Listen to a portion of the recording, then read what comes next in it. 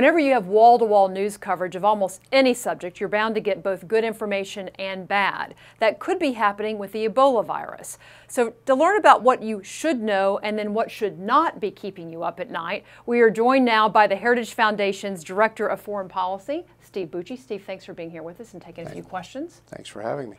There is a lot of concern out there among Americans on this. One of the concerns is that 2 Americans in West Africa who contracted the disease were allowed to come back. Why did the U.S. government make that call? Well, we have the best care that those people can get here in the United States. These were 2 medical missionaries that had been working in Western Africa to try and help with the Ebola outbreak. They did contract the disease.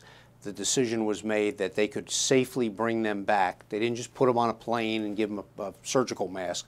They came back in hermetically sealed medical isolation facilities on specially equipped aircraft with the trained personnel to do it.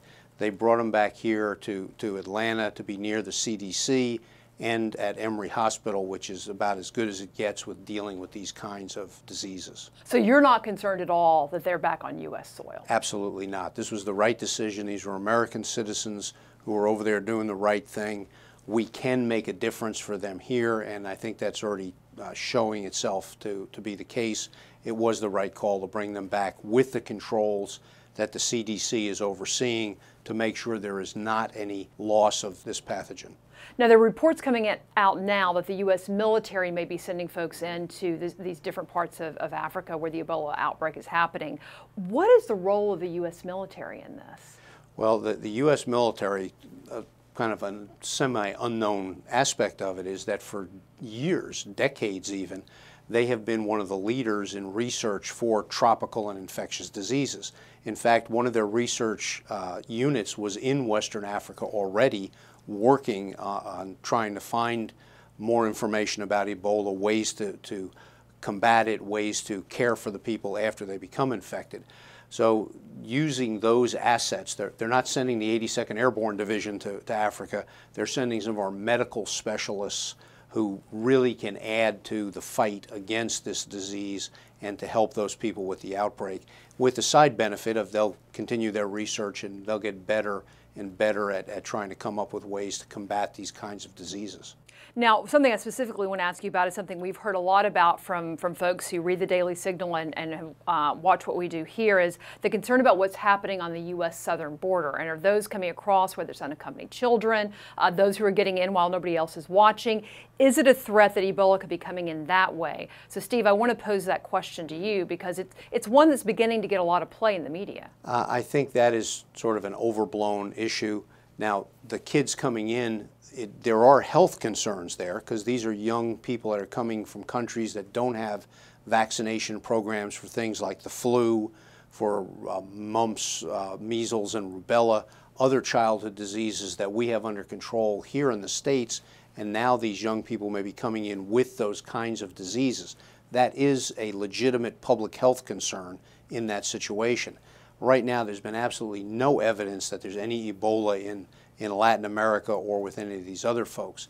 Remember, Ebola is a kind of disease that once you get it, it kind of plays itself out very quickly. And as soon as you become symptomatic, it's almost immediately debilitating.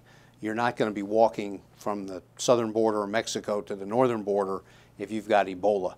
You're going to be down in a hospital or somewhere, and you're probably going to pass away soon. So I don't think there's any concern today at all about Ebola coming in through the southern border. But again, as I stated, there are some public health concerns, just not with Ebola. Many people who contract, currently right now, the majority of people who contract Ebola die. As you said, anywhere between 60 to 90%, I believe. So it's obviously a huge concern for people in this country, but throughout the world. What is the #1 thing that people should know as they watch the coverage of all of this? What's the takeaway for people? The main thing is to do what the public health people tell you to do. One of the problems with this outbreak, and the reason it's the biggest we've ever seen in Africa, is that the population density in these areas has grown. There's more urbanization, the people are closer together, and they have more ability to move around. There's more transportation options for them than there were in previous outbreaks.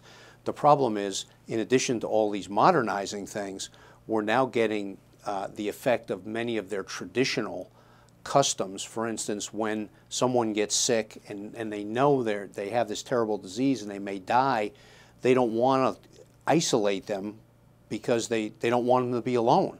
So they want to stay with them as they go through this process. Which is understandable. It is, but it then infects the family. And then if they do die, by tradition in Western Africa, the family takes the body as a family unit and washes it and prepares it for burial. Well, in that process of cleaning the body, they come into contact with all the bodily fluids, which is how Ebola is transferred through those fluids. So they expose themselves. In some cases, there's been evidence that they've hidden either the sick family member or the body because they don't want the public health people to get them and take them away from the family. All of this contributes to the spread. Fortunately, in our country, we don't have that kind of problem. When the public health people say these folks are quarantined, we quarantine them.